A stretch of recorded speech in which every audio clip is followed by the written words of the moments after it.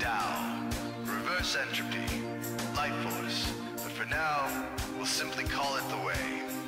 The way is reflected in you as the source of your inspiration. Back here on the show and hitting the home stretch here, we got Susan Sommers here. Susan, great to have you on the show. Great to meet you. Thank you. Great to be here.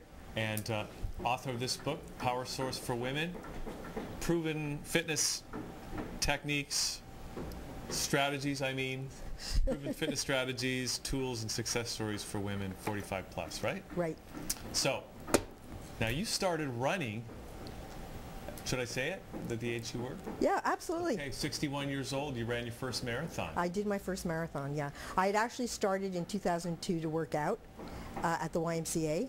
And then I started doing 5K, 10K, half marathons, and then at the age of 61, I did my first full marathon. Okay, which YMCA was it? North York. Oh, yeah. That's not the one I go to.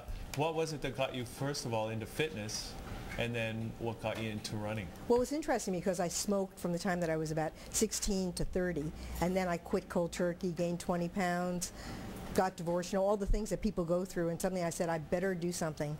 I also was watching my mother age and lose some of her mobility, so I said, you know what, I really need to do it. I happened to be working at the YMCA at the time, and so I got 2 free memberships in 2002, and that got me started. Okay, well that's good. The free membership is, I tried to get a free membership, they wouldn't give me one. That's an incentive. They wouldn't give you one. They wouldn't. How do you get refused from the YMCA? Well, it's not free. They have to pay the bills, no, well, what was it about running? Like, what attracted you? Because I'm thinking, actually, we were talking to it before you got here today, right, that, because I used to run too, and I don't really run anymore. And not that I do other fitness stuff, but it can be hard on your joints, like all that pounding, right? Mm-hmm. It's really interesting because I started later, and because I would say I walk and jog. I'm not really a runner, but all the people who did start running young, you're exactly right. Their knees go, things go by the time they're 30 or 40, but because I started so late, I was able to really pace myself. And I promised myself that I would finish races without getting injured. Mm-hmm. Those were 2 goals that I had, right? So that was right from the beginning. There's probably a right way to do running, so that it is not so hard on your joints. But right. Younger people, when they do it, they just don't even think about it. They just start running because they can. Right? Well, I think because there's a high to that fast movement, And being first. And being first, exactly. Runners are very competitive, very competitive. Instead of looking at it for its health benefits or just the mere importance of completion. Just moving. Yeah. That's really what it's about. Well, it's so, again, just following the synchronicities on the show, because Lisa, our last guest, was talking about the importance of fitness and moving, as one of the strategies of preventing and curing cancer. Yes. Right? Absolutely. And you did this because you saw your mom aging. Yes. And you wanted to just, you wanted to do what you could to just... Yeah, I wanted to sustain. I wanted to be able to move. I didn't want to fall. I wanted to lose weight. So I think all those things tied in together. And when I joined the Y, I saw women who were fit. Mm-hmm. So that was really an incentive for me, right? Do you think, you hear, I've heard this, 80's the new 40, 50's the new 25. And stuff like that. Right. Do you think that that's true? I'm starting to think that, and you see some really amazing looking older men and women, right? That, in fact, I saw a guy yesterday. The last time I saw him, I swear he looked 30 years older. Yes, this is what happens, right? Yeah. I don't know what he's doing, but we're all doing something, right? Well, I think the fact that people are not retiring now, that they're staying active, I have my own business, so I'm always reinventing myself, and that's probably the key, is to keep setting the goals and making that critical choice that you acknowledged, as you said, after 30 years, you made that decision to quit cold turkey and stop that cycle, and you actually flipped it to the other side and went totally healthy with your approach on life. So I think that's making a profound differences into how people are aging and approaching their health. And I think after I did my first marathon, that's when I really got it, that it was going to change my life. Yeah. What do you mean, got it? What was that? Well, because you know what, I'm an entrepreneur, I never used to set long-term goals. I'd go in all kinds of directions, you know, and whatever I wanted to do, I did. And to actually train for 6 months, not knowing if in fact you could achieve something, and then to actually get there, do it, and finish and get a medal, I think is probably, it changes everything in terms of your life, you know. But getting the medal is very different than being healthy, than achieving a longer-term health lifestyle. Not even a goal, but a lifestyle, right? Yeah. And I work out now 5 or 6 times a week. So I do weights classes. I just took up Zumba. You know, I do... Zumba? Yeah, yeah. I've heard of Zumba. Yeah. That's it's great. intense. It's like dance. Yeah, exactly. The only thing I don't do is yoga and swimming. Those are 2 things that I know eventually are probably will and could and should. But yeah, so I'm committed on an ongoing basis. And I don't always want to do it, but I don't think about it. I get up in the morning, put on my clothes, and go to the Y. What time do you get up in the morning? 4:45. 4:45? Yeah. What time does the Y open? It's 24 hours. Now it's 24 hours. That's good. Yeah. He doesn't know what that time looks like. No, I do. I've been there. That's when I go But to don't bed. ask what time I go to bed, right? Exactly. What time do you go to bed? Yeah, 8:39. Really? Yeah, well, just because you can't get up early and go to sleep late, right? So it's Everything's got to be early or everything's got to be late. If you go to bed at 9 and you get up at let's say 5. 5, right? Then you're getting 8 hours of sleep. Yeah, that's good. You just need 7. Yeah. Yeah. And if I go out at night, you know, then during the week, then I'll either sleep in or not go to the Y or still go to the Y. So She balances it. Well, because it feels bad, you know, once you get into that routine, if you don't do it, then it hurts. Then you're suffering. Right? Exactly. And if I didn't do it for long enough, I'd stop doing it. I mean, I don't kid myself that if I didn't do it for a month, it would be hard to get back into it. For sure. Yeah. Okay, so now you got the book, and I guess it's really for, well, like the title says, for women 45 plus? Right. And I guess what happened was after I did these marathons, I went out and I started speaking, and women started saying, you know what, we don't have tools, we don't have role models of women who are over 50 who've done amazing things, we don't have strategies, we don't have a plan, and so that's how the book evolved. I co-wrote the book with a woman who's 45. So it's a very interesting 2 perspectives on being a woman and being certain ages, right? So, and she's got a psychology background, so there's a lot of self-assessment tools and a lot of psychology side of it, the mental side of it. It sounds like it's more than just a book. It's almost like a program that, yeah, exactly. somebody can adopt and incorporate fitness into their 45 plus lifestyle. Yes. And you mentioned that it's not just a book, it's a business. It's a new business for you, right? You mentioned you're an entrepreneur and you've been in the marketing and media relations for a long time. Yeah. What is this business exactly that you're in now? So then after we did the book, women would say, okay, so now I've got the book. Now it's what do I do, right? Yeah. So we said, okay, so we now need to have things like keynotes where we can go out and speak to groups of women.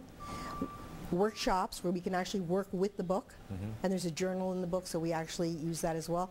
We want to do weekend retreats, and we did our first 5K team. We put a group of women into the Toronto Marathon last spring, because walking and running. Because if you can walk for 45 minutes, you can do 5K. And there's nothing more empowering than doing your first event, because you train for it, you complete it. And you're right, it's not just the medal, it's the fact that you've achieved something, right? Yeah. So that, and you know, so those are some of the things that Power Source for Women is doing. Okay. Why should someone get this book versus any other exercise book? Well, I guess because, as I mentioned, it's mental, physical, and emotional fitness. So we started with mental fitness, and one of the big reasons is because I know doing a 7.5 marathon, after about 4 hours, it's all mental. It's not just that you're moving, it's that you have to think your way through it.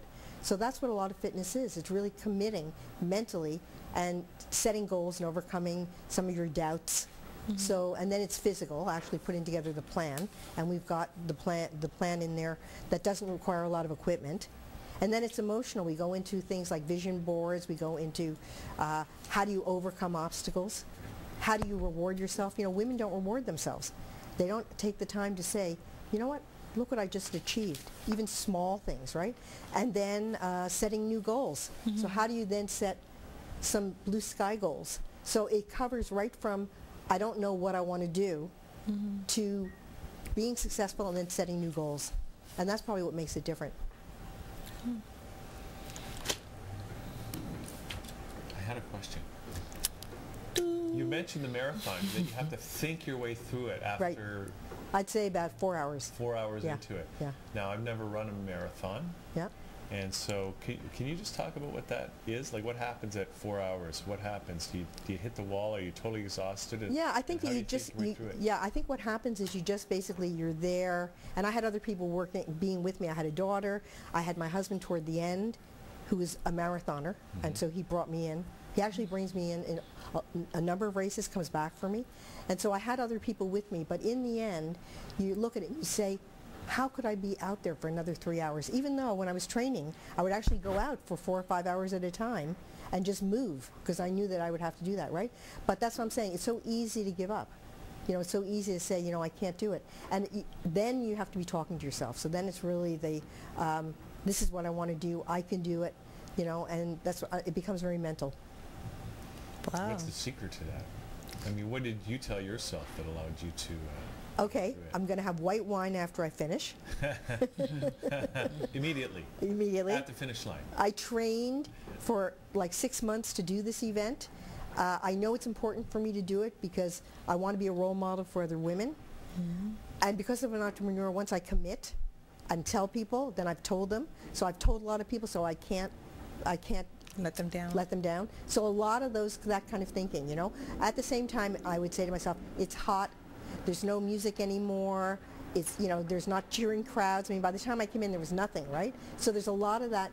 I watched the porta potties being lifted into the truck, you know, toward the end. Yeah, so I mean, you're really, but in the end, you just basically say, you know what, this is something that I have dreamed of and I've worked for. And I think that's what probably does it, right?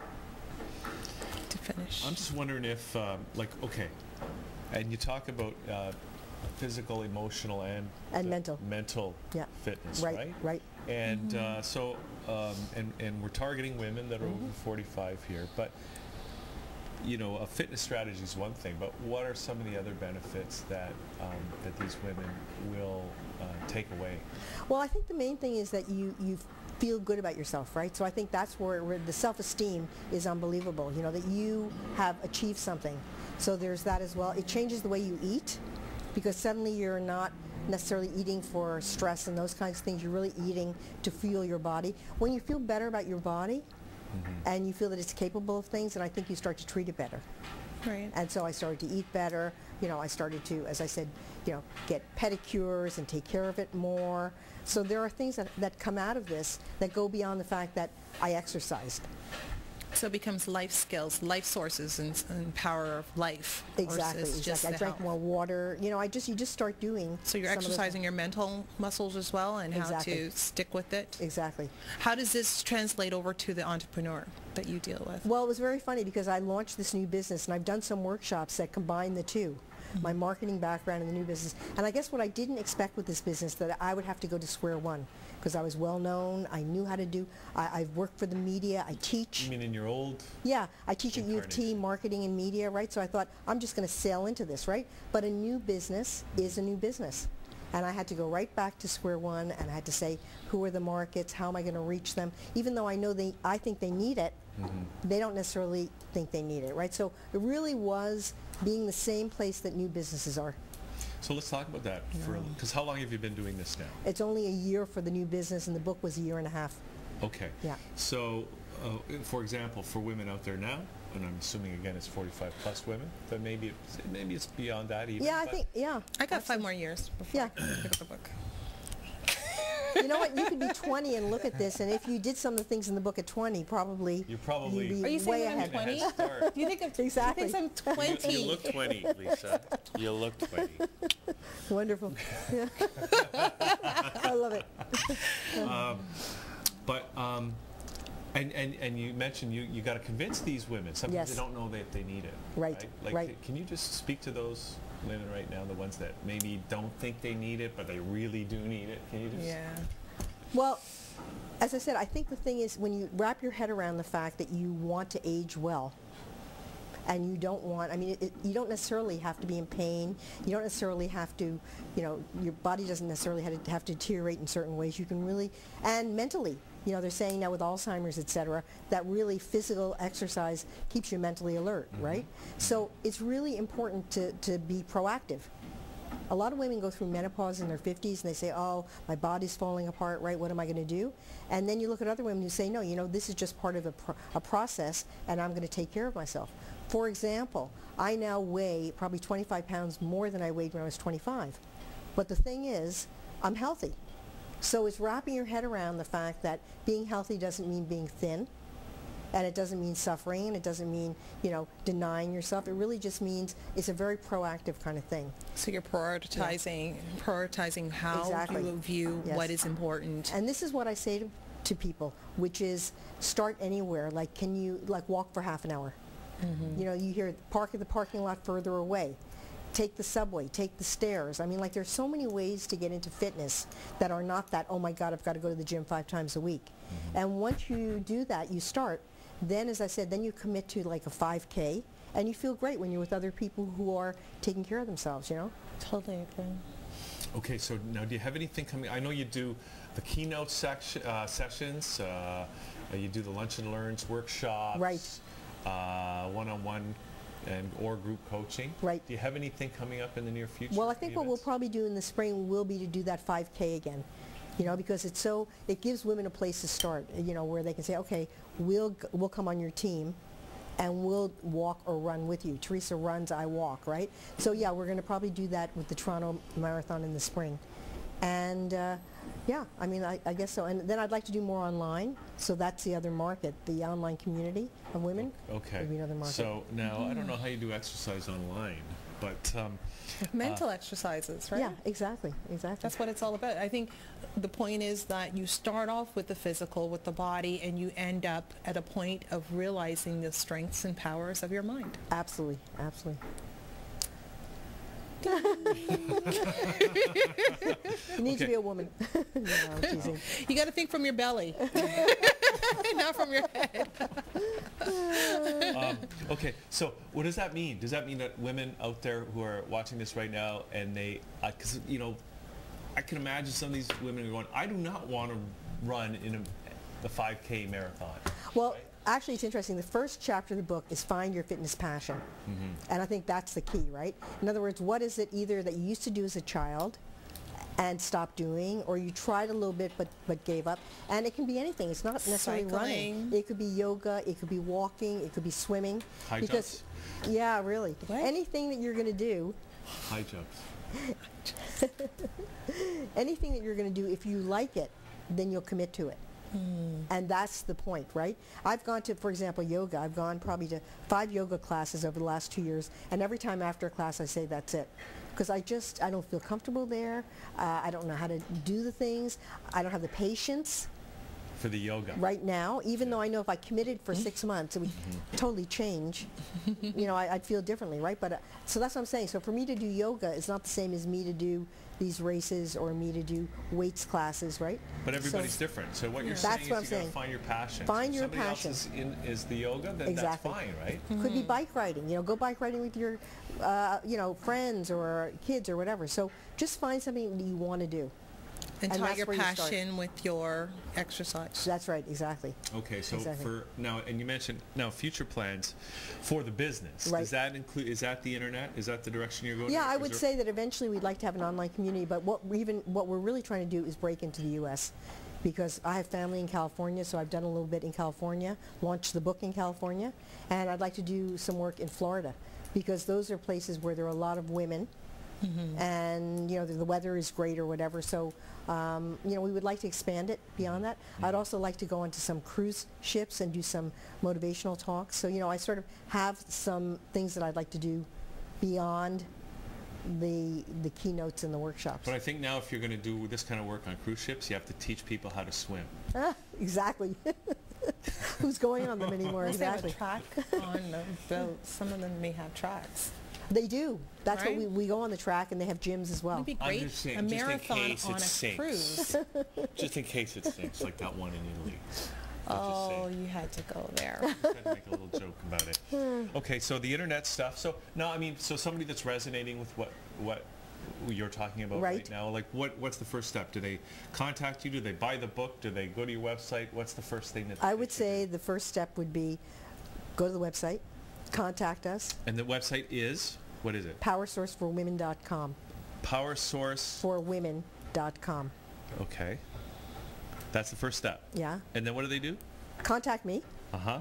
And they can buy the book. The easiest way to buy the book is online at Chapters or at Amazon. Just type that in. And the other thing, they can buy the book directly from me. That's so even that's better it, for you, yeah. right? Yeah. Are you scheduled? Sorry. Are you scheduled to appear anywhere shortly? Within the No, next I actually, not right now, but I just did a big Joy of Aging, which was a conference in October. 320 women all got a copy of the book, so I'm planning to do more of those. Okay. Yeah. That's great. But if they join my database, if they contact me and get on the database, then I can let them know what I'm doing. And that's just by going to your website. Yes. powersourceforwomen.com, right? And if they want to, they can, I guess, hire you too to be a motivational speaker. Absolutely. I'd love it. Some of these clubs. Yes. You know. Women's groups, fitness groups, networking groups, all those groups. Okay, great. Yes. That's awesome. Yeah. Super. Well, thanks for coming in today and bringing us the book. And telling us all about what you're up to, and it sounds like the perfect thing that Lisa's going to need in 5 years or so, right, Lisa? Enjoy the book. 5 more years. Maybe I should bring 2 copies. There you go. Okay, Susan, thanks a lot for doing this. Okay, thank you. PowerSourceForWomen.com. And I guess that's it for the show. That is it. I am feeling fulfilled from head to toe. I feel like I've grown a neck. I'm understanding my body. I'm connecting myself to my conscious beliefs and understandings. I'm not letting the world filtrate my growing capacity to know who I am. I think I will sell the house, and the kids and I can just move into a box down at City Hall, close to where you are. This is your neighborhood. And then you'll be in touch with your inner child. Bring my running shoes, go for a run around. That's right. Join one of the races I'm in. You know what I mean? Do the marathons around the old City Hall. I'm feeling to move to Toronto. Yes. Yes. Except for the fact that there's a farmland out back where I can grow some Only now herbs. they're getting ready to build over all that, aren't they? They're ready to move that out, the Brampton farms, and the cow is really across the street. I don't know. Maybe I'll buy a zoo. Yeah. Well, there's a movie. Exactly. Is there? Yeah, there's a movie about buying a zoo. Somebody bought a zoo. That's what I heard about that. Okay, well, I guess that's it for the show. Thanks again, Susan, for doing this today. Thank you. Thank you, Lisa, for coming down all the way from Brampton. Yes, thank you for inviting me. And, or did you? No, you I don't think you invited me. And I was very happy that you did. Okay. So, and we'll say so long, everybody. We'll see you tomorrow at noon for more Liquid Lunch right here on ThatChannel.com. Source of your passions, your wisdom, your enthusiasm, your intuition, your spiritual fire, love. The way takes the chaos out of the universe and breathes life into it, giving it divine order. The way, when expressed by the mind, is genius. When perceived through the eyes, is beauty. When felt through the senses, is grace. When allowed into the heart, is love.